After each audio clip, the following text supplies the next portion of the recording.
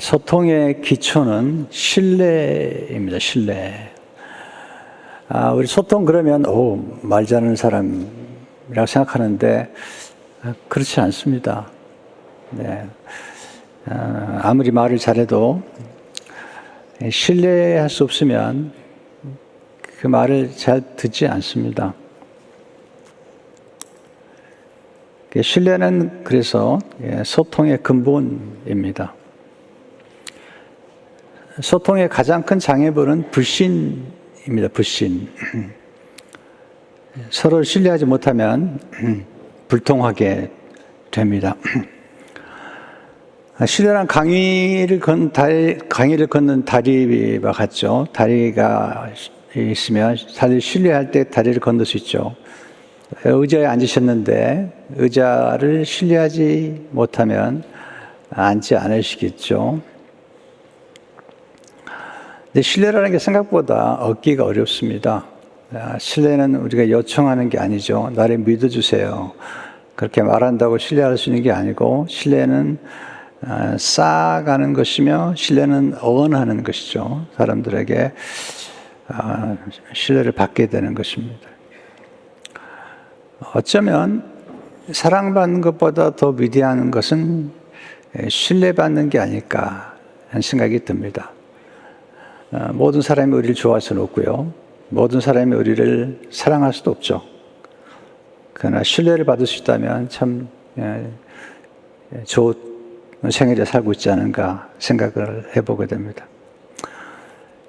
신뢰는 보통 4가지 요소가 필요합니다. 우리가 누군가를 신뢰하거나 내가 신뢰를 받게 되면 4가지 요소가 필요하다. 첫째는 성품입니다. 성품.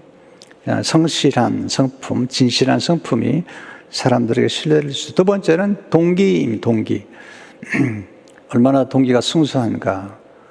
자기만을 위한 것인지 아니면 상대를 위한 것인지 아니면 전체를 위한 것인지. 셋째는 역량이라고 하죠. 또 실력이라고 얘기할까요? 어떤 일을 할 수 있는 능력. 가장 쉬운 예로 우리가 비행기를 탈 때 조종사를 신뢰하죠. 특별히 이제 이륙하거나 그다음에 착륙할 때 굉장히 위험하다고 그러지 않습니까? 조종사가 아무리 성품이 좋아도 그 비행기를 잘 조종할 수 있는 그런 역량이 없다면 우리는 그 비행기를 탈 수가 없죠.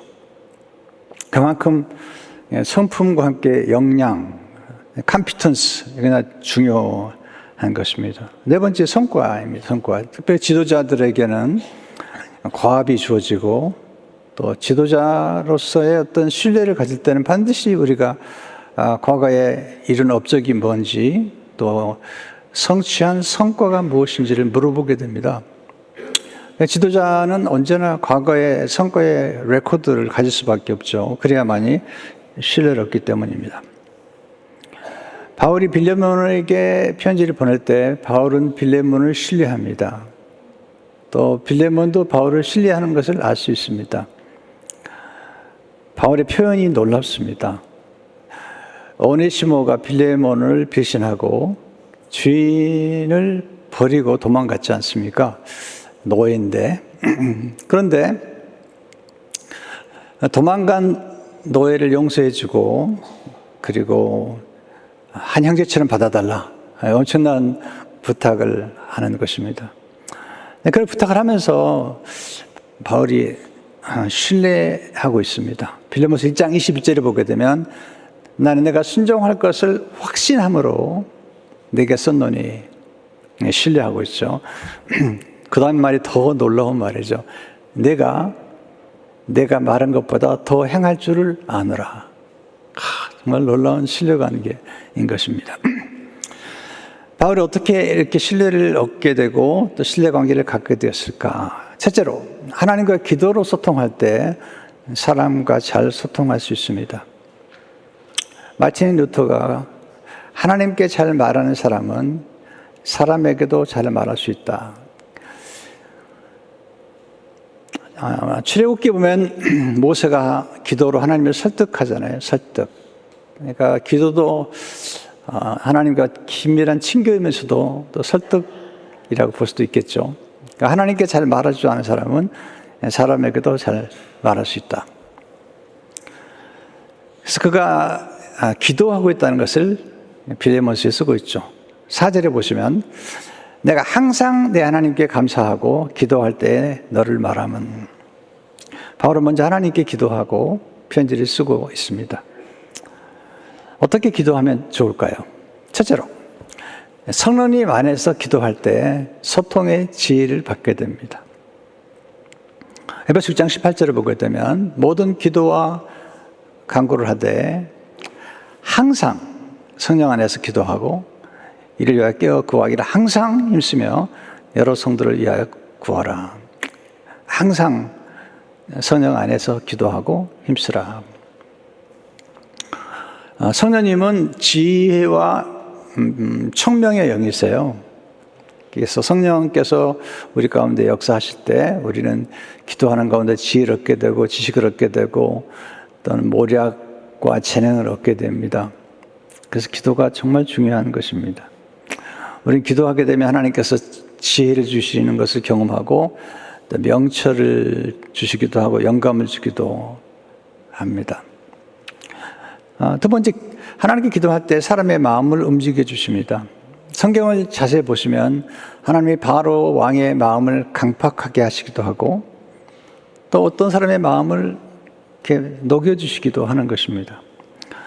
잠언 21장 1절에 보게 되면 왕의 마음이 여호와의 손에 있음이 마치 본물과 같아서 그 임의로 인도하시느니라.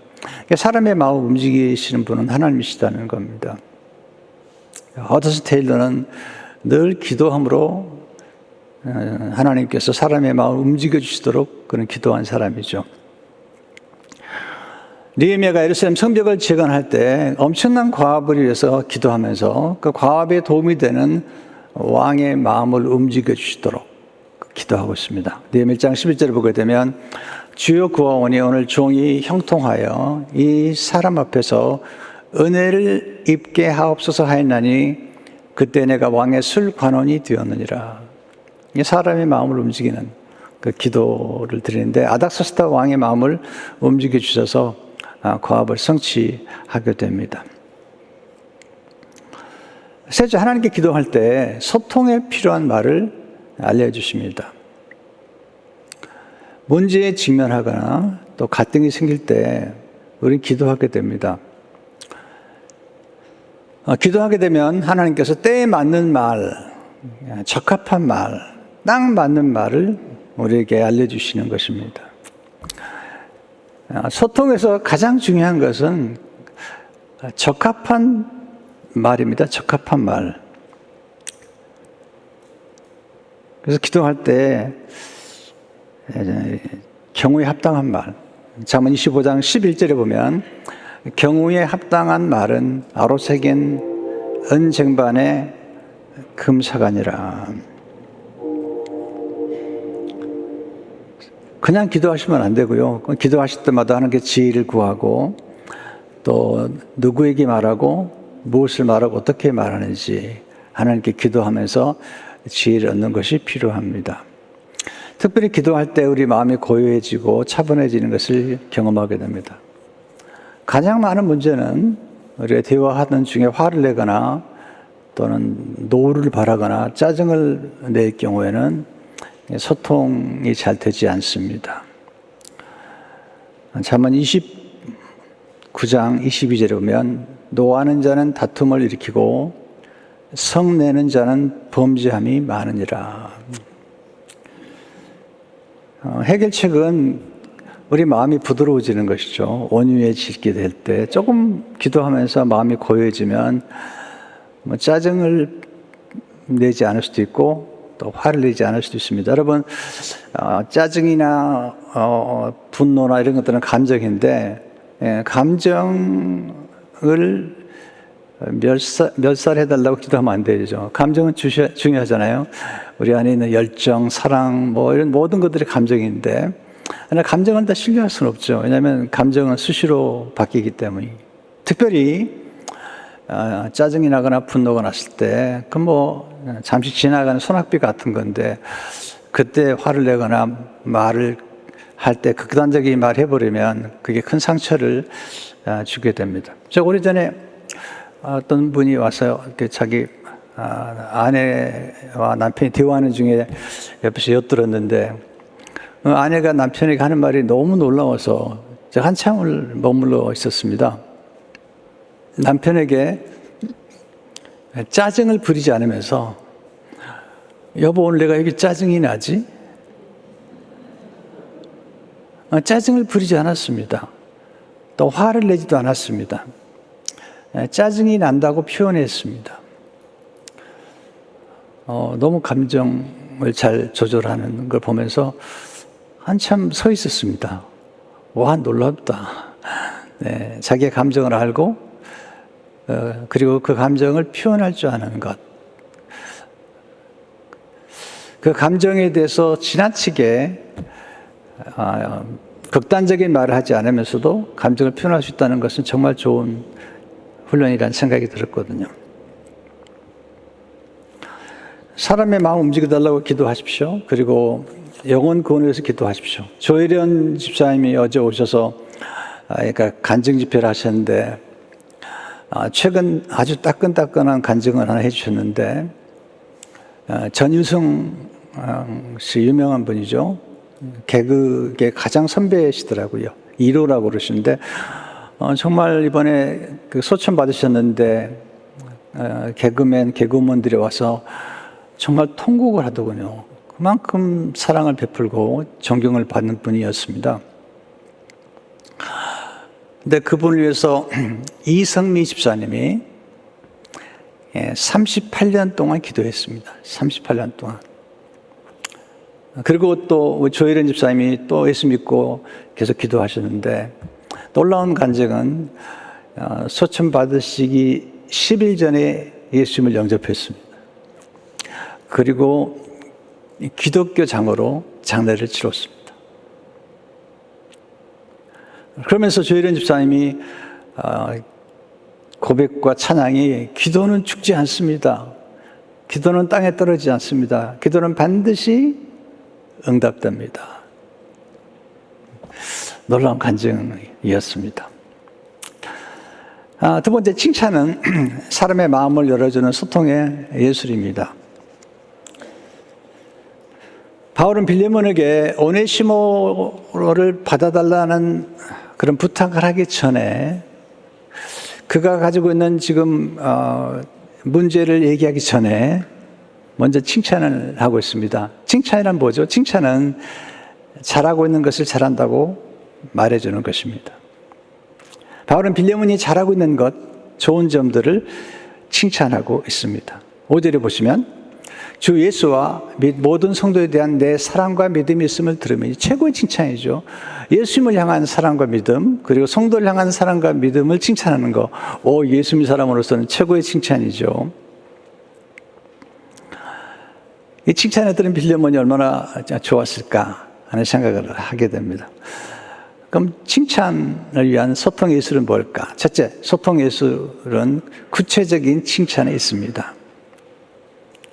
우리는 칭찬을 들으면 마음을 열게 되고요. 또 마음이 움직이게 됩니다.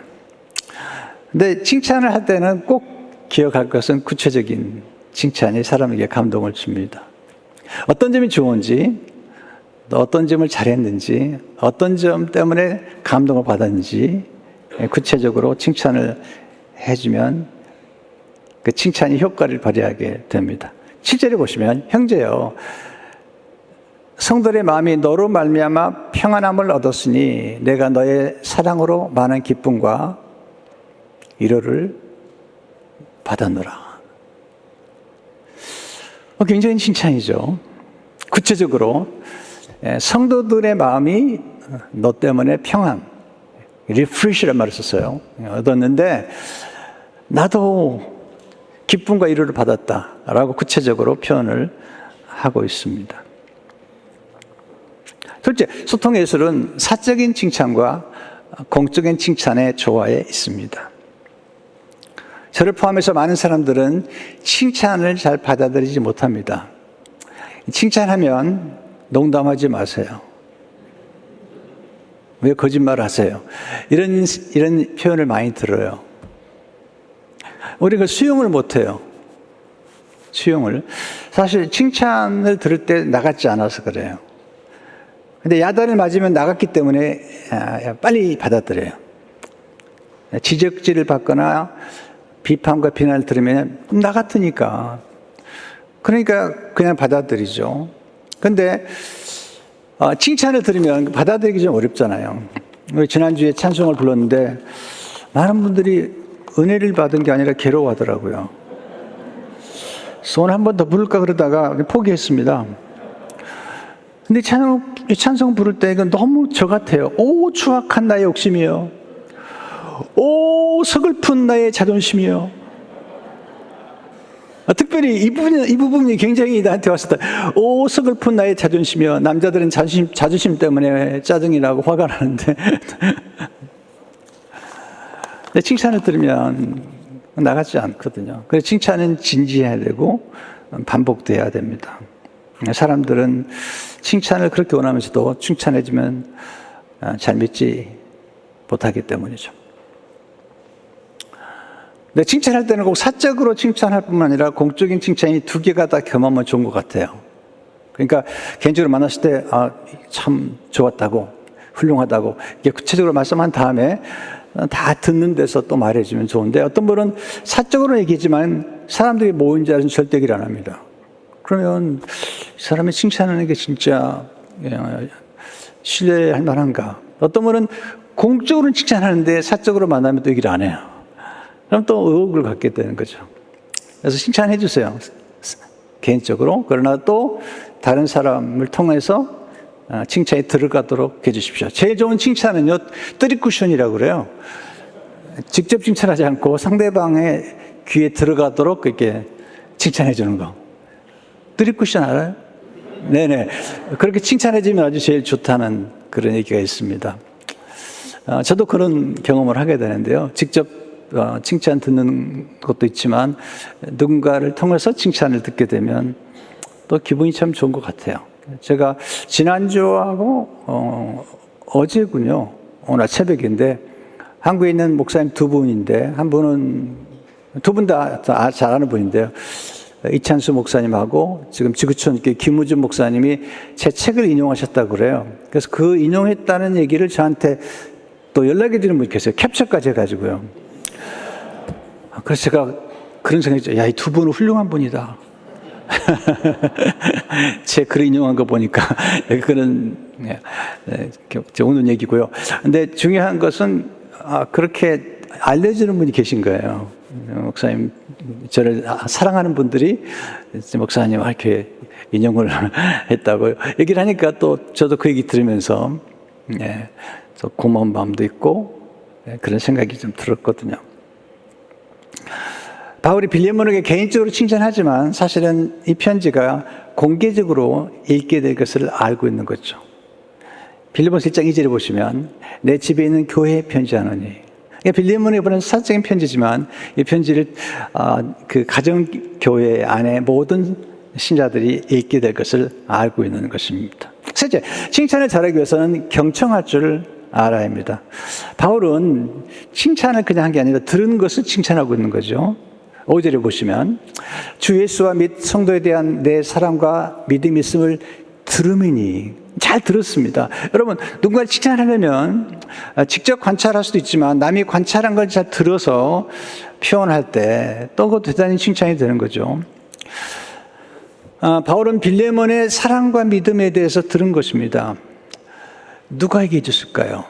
학자들은 두 사람이라고 얘기해요. 하나는 첫째는 오네시모였을 것이다. 오네시모가 비록 주인을 배신하고 도망갔지만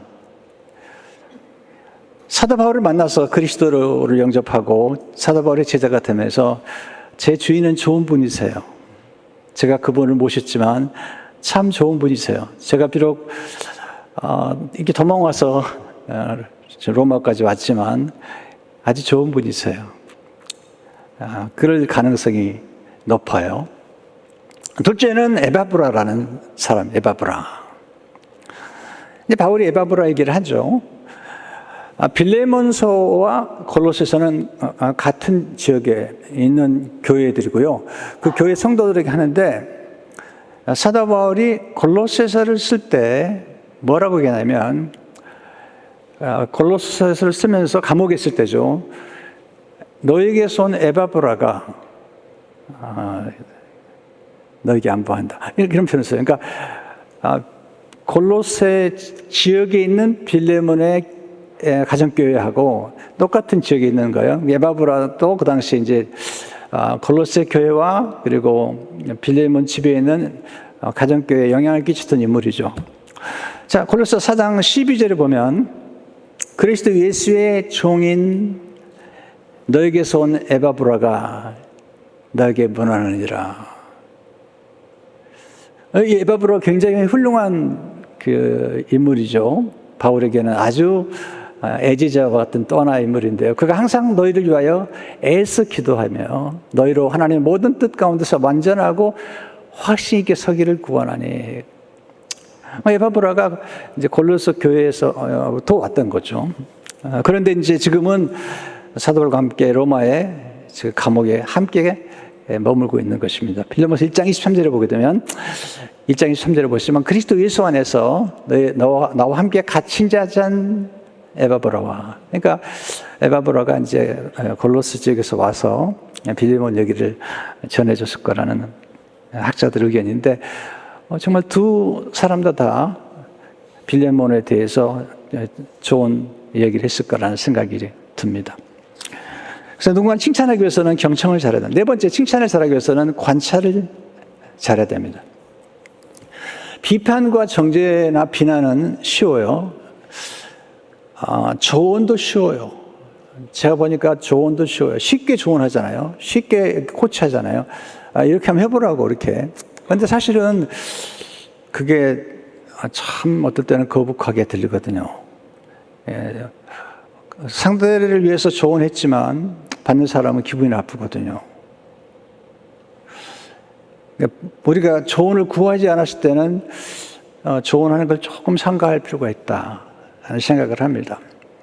저도 목사님들이 많이 와서 제게 조언을 구하는데 옛날과 좀 다른 건 주로 묻는 것에만 조언하는 거예요. 그러려고 노력을 해요.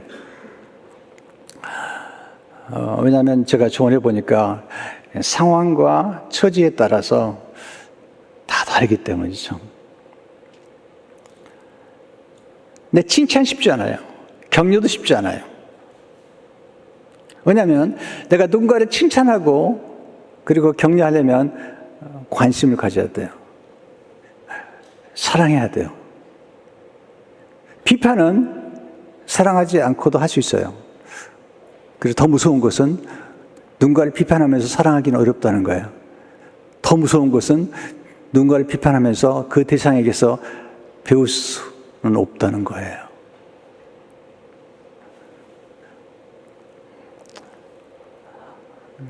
그래서 우리가 누군가를 사랑하고 배우려면 관찰해야 되는데 사랑한다는 것은 관심을 갖는 거잖아요.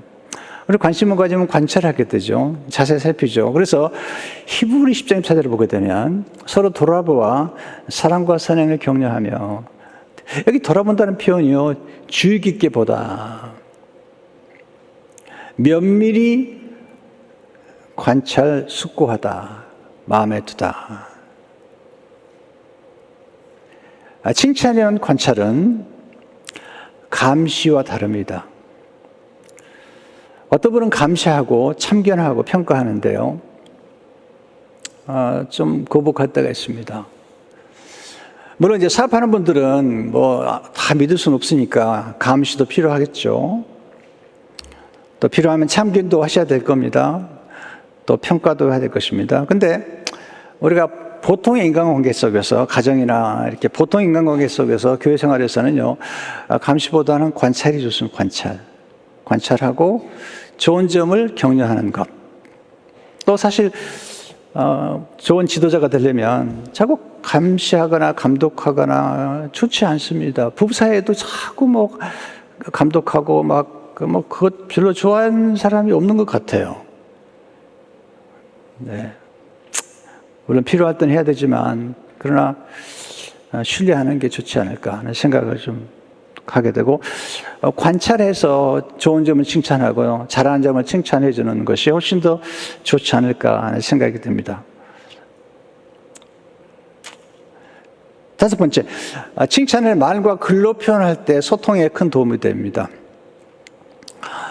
칭찬은 말과 글로 표현하는 게 중요합니다. 어떤 분은 마음만 먹고 있는데요, 마음만 먹고 있다가 칭찬 못할 수가 있습니다. 생각만으로는 부족합니다. 말할 때 역사가 나타나죠. 어떻게 창조의 역사가 나타났죠? 하나님의 생각과 하나님의 생각이 말로 표현될 때 창조의 역사가 나타났습니다. 빛이 있으라 하심에 빛이 있었던 거잖아요. 우리 인간은 전지하거나 전능한 존재가 아닙니다. 우리 가끔 이제 부부 사이에 그런 얘기 많이 하죠. 아내들은 자꾸 물어보는 게, 여보 나 사랑해? 그 남자들은 대부분이 그렇게 얘기하잖아요. 꼭 말로 해야 되냐고. 거기다가 경상도 분들은 좀 더 하시더라고요. 내가 결혼식 할 때 얘기하지 않았냐고. 그런데 여자분들은 기억력이 별로 안 좋아요. 날마다 얘기해 줘야 돼요. 사랑이란 날마다 굽는 빵 같은 거예요. 그래서 날마다 얘기해 줘야 돼요. 얘기해 줄 수 있어야 돼요. 말을 해줘야 알죠. 어떻게 알겠습니까? 그러면 칭찬하는 게 뭘까? 그냥 말과 글로 다른 사람의 장점, 강점, 재능, 은사, 좋은 성품 것들을 말해주는 것입니다. 왜 칭찬과 격려가 중요할까요? 정말 중요해요. 칭찬을 들을 때 포기하려고 했던 일을 계속하게 됩니다. 이게 격려와 칭찬이 중요한 거예요. 포기하려고 했던 것을 계속하는 겁니다. 정말 우리 이부 성가대를 보면요, 참 고마워요. 얼마나 포기하고 싶을 때가 많았을까. 특별히 한 10월, 11월쯤 되면요, 연말까지만 이런 분들이 많아요. 네, 감사합니다. 우리 박수 한번 드립시다. 정말 그러니까 칭찬과 격려를 받게 되면 포기하려고 했던 것들을 계속하게 됩니다. 이번에 목회자 세미나를 우리 교회에서 했는데 정말 가슴 아픈 얘기를 들었습니다. 한 목사님이 솔직하게 얘기하는 거예요. 목사님, 주일인데 정말 교회 가고 싶지 않았습니다. 정말 가고 싶지 않았습니다. 그러면서 이제 솔직한 얘기를 하는 거죠. 토요일 날 한 신자를 만나고 5시간 동안 씨름을 했는데, 정말 주일날 자신이 없다고.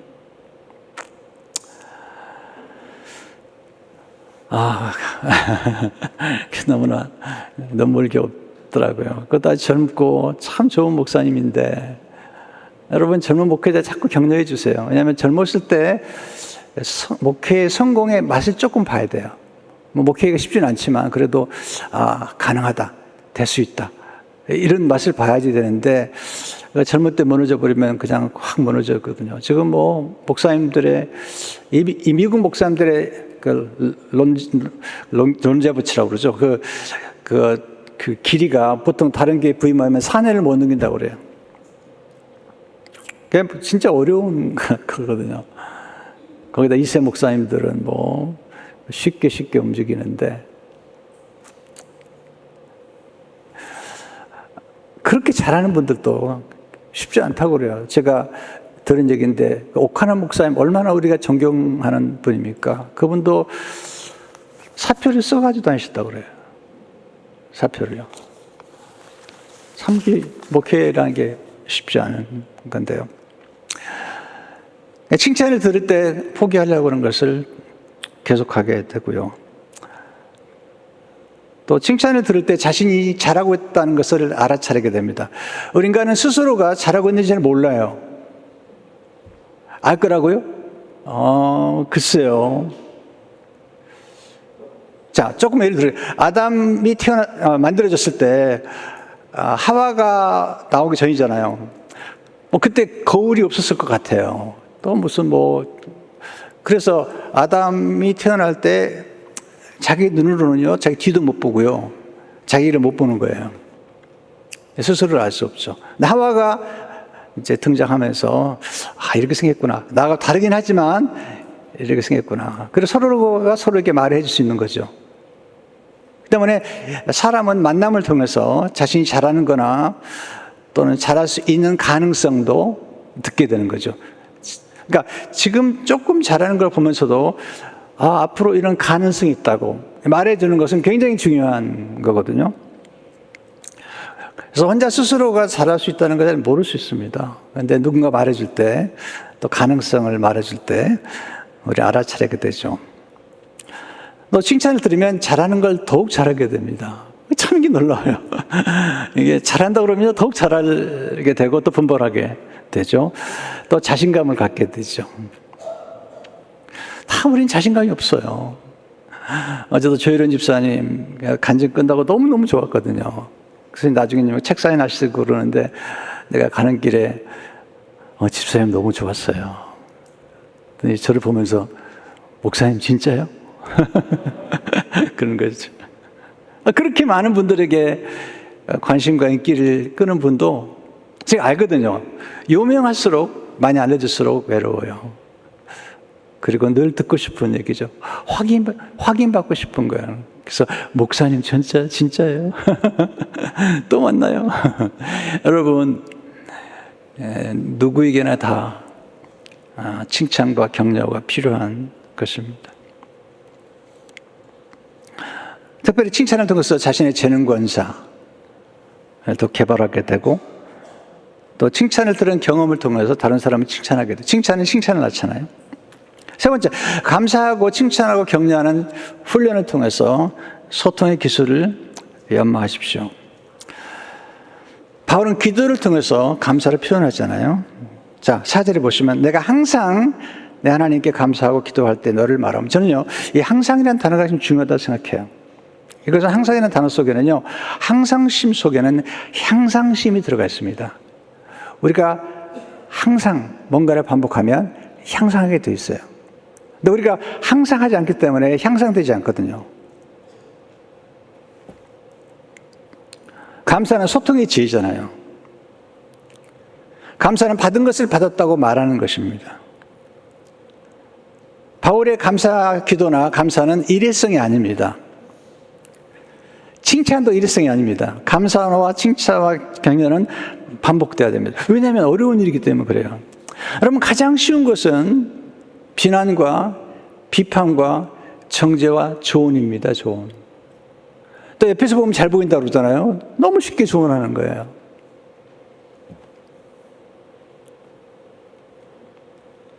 우린 다 정의 중독에 빠졌잖아요. 자기는 옳고 남은 다 틀렸다는 것이. 가장 어려운 것은 감사하고 칭찬하고 격려하는 것입니다. 배우고 익혀야만 됩니다. 에릭 프롬이 쓴 사랑의 기술이라는 책이 있는데요. 제가 좋아하는 책이고 또 자주 방문하는 책 중에 하나입니다. 조금 책이 좀 어렵긴 하지만 그러나 정말 좋은 책이라고 생각이 돼요. 성숙한 사랑에 대해서 설명해 주는 에릭 프롬. 사회 심리학자이기도 하지만 제가 아주 좋아하는 그런 작가 중에 한 사람이죠. 그분이 사랑 얘기를 하면서 기가 막힌 얘기를 해요. 근데 정말 우리가 누구나 이해하는 얘기를 하는 거죠. 이렇게 얘기합니다. 두 사람이 친숙해질수록 친밀감과 기적적인 면은 점점 줄어들다가 마침내 적대감, 실망감, 권태가 생겨나며 최초의 흥분의 잔재마저도 찾아보기 어렵게 된다. 와우. 친숙할수록 아주 너무 황홀하게 사랑을 느낀 사람일수록 나중에는 적대감, 실망감, 권태, 흥분의 잔재마저도 쳐다보기 어렵다. 다른 사람 생각하지 말고요. 본인 생각만 하고 그냥 들으세요. 네, 다른 사람 생각하지 말고 본인 생각만 하시라는 얘기예요. 왜 좀 딴 생각하세요? 하지 마시고 본인 생각만 하고. 근데 그 다음에 더 엄청난 일을 하죠. 사랑처럼 엄청난 희망과 기대 속에서 시작되었다가 반드시 실패로 끝나고 마는 활동이나 사업은 쳐다보기 어려울 것이다. 맞는 것 같아요. 정말 맞는 것 같아요. 네. 지금 미국뿐만 아니라 전 세계적으로 결혼해서 그 다음에 헤어질 확률이 40에서 50입니다. 그리고 재혼해서 또 헤어질 확률은 75%입니다. 그럼 왜 75% 늘어나는가? 왜냐하면 실패했던 과거의 경험을 반복하기 때문이죠.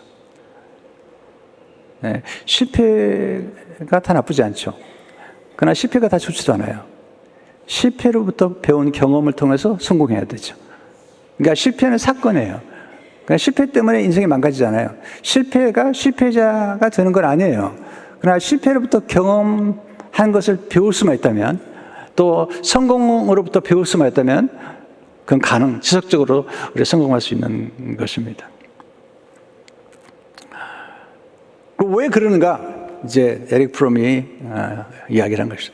그중 하나가 뭐냐면, 에릭 프롬이 사람들은 사랑의 문제를 대상으로 생각한다는 거예요. 내가 대상만 잘 만났으면 나는 행복할 거라는 거예요. 그래서 결혼해보고 살다 보니까 내가 대상을 잘못 만났다고 생각하는 거예요. 사실은 대상과는 상관이 없다는 거예요. 전혀 없는 건 아니겠지만 그래도 네. 뭐 그러잖아요. 살아보면서 그런 얘기 하잖아요. 결혼은 로또 맞은 것 같다고. 근데 숫자가 하나도 안 맞는데요. 로또는 맞았는데 숫자가 하나도 안 맞는 거예요. 그러면 해결책이 뭔가? 이게 진짜 중요한 얘기예요. 최초의 조치는 삶이 기술인 것과 마찬가지로 사랑도 기술이라는 것을 깨닫는 것이다. 어떻게 사랑해야 하는가를 배우고 싶다면 우린 다른 기술, 예컨대 음악이나 그림이나 건축 또는 의학이나 공학 기술을 배우려고 할 때 거치는 동일한 과정을 거치지 않으면 안 된다. 비행기를 조종하는 분들이 얼마나 많은 시간 동안 훈련해야 됩니까?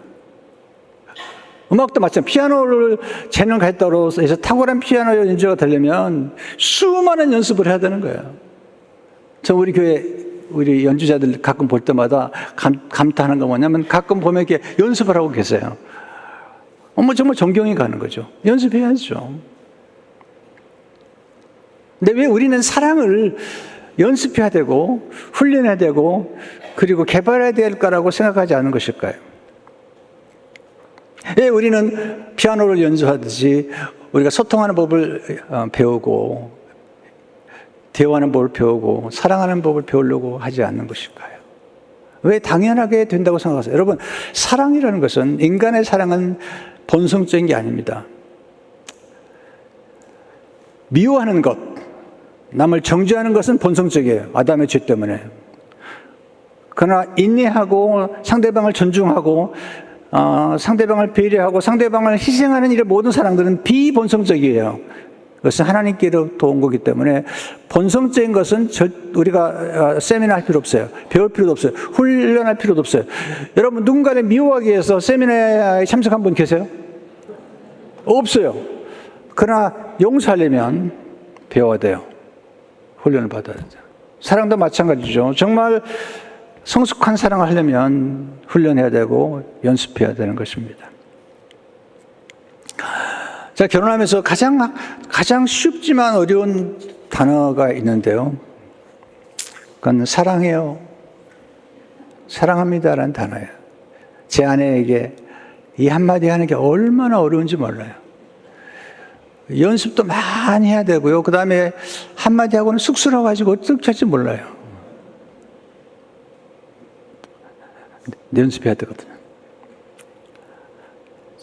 제가 지금도 기억이 나는데, 한 번은 제가 사랑해요. 부모님과 좀 관계가 안 좋은 분들이 많잖아요. 꽤 있잖아요.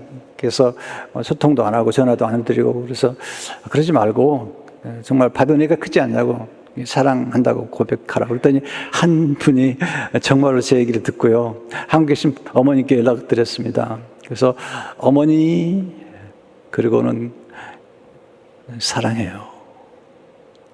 그랬더니 긴 침묵이 흘렀어요. 어머니가 너무 놀란 거예요. 왜? 못 들어본 얘기를 들었어요.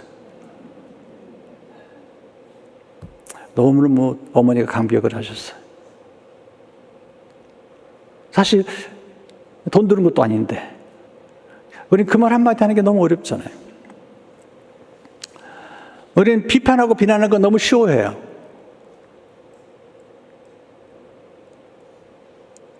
그렇게 만들어졌어요. 아담과 하와 때부터요. 그래서 우리 이런 얘기를 많이 하잖아요. 뭐 칭찬하기 어려우니까 뭐 부부 사이에 이런 얘기 많이 하잖아요. 우리 남편은 이중인격자라고 말이지. 집에서는 엉망인데 밖에 나가면 모든 사람이 친절하다고 말해요. 그건 저도 이제 그런 생각 했거든요. 저도 그렇게 살았으니까 내가 이렇게 이러면 되냐. 저는 지금 안 그래요, 여러분. 결혼 초기에 제가 제 아내하고 싸우고 막 그러거든요. 근데 싸웠는데 제가 주일날이면 아주 아주 뻔뻔하게 강단에 서고 막 그러거든요. 이중적이죠. 여러분, 근데 이중적인 게 나쁜 건가요? 그러면 강단에 안 서야 돼요? 제 아내가 그러더라고요. 나중에 한 얘기인데요. 그걸 보고 저를 신뢰하기 시작했대요. 이 남자는 싸우고도 자기 할 일은 계속 하는구나. 싸우고도 할 일 하는구나. 여러분, 우리 장로님들 대표 기도 드릴 때 토요일날 대판 싸우고, 나 내일 못 나가겠다. 네, 저도 그런 생각을 들었거든요. 저도 결혼 초기에 이렇게 뻔뻔하게 설교할 때, 나 성경 공부한다고 했을 때 제 아내가 옆에 있다가 그렇게 얘기하는 것 같아요. 아이고, 잘 논다, 잘 논다. 당신이나 잘해라. 그렇게 얘기는 안 하지만 얘기하는 것처럼 느껴지는 것 같아요. 생각에. 자, 보세요. 무슨 얘기 하려고 그러냐면, 우리는 누구나 다 평생 동안 이중적인 삶의 고뇌 속에 살 수밖에 없는 존재예요. 완벽할 수가 없는 거예요. 대단한 존재가 아니거든요. 평생 동안 성화의 과정을 거치는 거죠.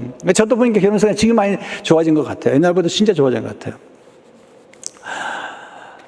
그런데 조윤선 목사님 그러시는 거예요. 그런 얘기를 하니까 상담하면서 너무 다행이라고. 집에서 엉망이지만 밖에 나가서라도 친절하니까 얼마나 좋으냐고. 잘하는 거라고. 집에서 그러더라고. 직장에 나가가지고 열심히 일하고 오는 거 얼마나 좋은 거냐고. 생각이 나름, 해석하기 나름인데요. 우리 삶 가운데서 우리가 완벽할 수 없죠. 우리는 누구나 다 이중성이라는 가면을 쓰고 사는 사람들이죠. 그러나 점점 더 나아가고 점점 공적인 삶과 사적인 삶이 하나가 되어가는 것. 이게 우리는 성화의 과정이라는 표현을 쓰는 것입니다. 마지막으로 소통은 함께 공유한 목표가 있을 때 더욱더 효과적이죠. 바울이 디모데에게 우리는 같은 목표를 가진 사람이다. 6절이죠. 이로써 내 믿음의 교제가 우리 가운데 있는 선을 알게 하고 그리스도께 이르도록 역사하느니라. 이 교제란 말이 놀라운 거예요. 이게 코이노니란 말인데요. 이 교제는 보통 교제가 아니고 파트너십. 함께 교제하면서 힘을 얻고 목표를 이루어가는 건데 우리 믿음의 교제를 통해서 우리가 선한 일을 도모하고 있지 않느냐 이런 얘기를 하는 거죠. 믿음의 교제를 하면요 힘을 얻게 됩니다. 우리 교회 안에서도 믿음의 교제를 하게 되면 힘을 얻잖아요. 여기서 힘을 얻는다는 말이 헬라어의 에네르기아인데 여기서 에너지가 나왔습니다. 그러니까 우리가 누구랑 좋은 분과 만나서 교제하잖아요. 친구들과 만나서 교제하고 그럴 때 굉장히 놀라운 일인데요. 어떤 좋은 목표를 가지고 선교를 하죠. 전도를 하죠. 교회 봉사 이런 일의 목표를 가지고 함께 교제하게 되면 굉장한 에너지를 얻게 되죠. 공동 번역은 좀 번역이 좀 더 우리가 이해하기 쉽게 됐는데요. 믿음을 통한 우리의 교제가 힘이 되어서 그리스도의 믿음으로 말미암는 우리의 축복이 얼마나 큰지 알게 되기를 나는 빕니다. 믿음의 교제, 나눌 힘을 얻어서 용서할 수도 있고 용납할 수도 있습니다. 여러분, 소통의 기초가 되는 신뢰를 쌓는 기술을 배우고 있으십시오. 가끔 그런 말을 듣잖아요. 사람 절대 믿지 말라. 근데 성경은 그렇게 얘기하지 않죠. 하나님처럼 믿으면 안 되지만 예수님도 사람들 신뢰하셨어요. 예수님 배신한 제자가 있었지만 예수님은 신뢰하셨고 또 신뢰해야 되죠. 에모스는 이렇게 말하죠. 사람들을 신뢰하라. 그러면 그들은 당신에게 충실할 것이다. 사람들을 위대한 사람으로 대하라. 그러면 그들은 위대함을 보여줄 것이다. 프랭크 크레인은 이런 말을 했습니다. 지나치게 신뢰하면 속임을 당할 수 있지만 신뢰하지 않으면 고통 속에서 살게 될 것이다.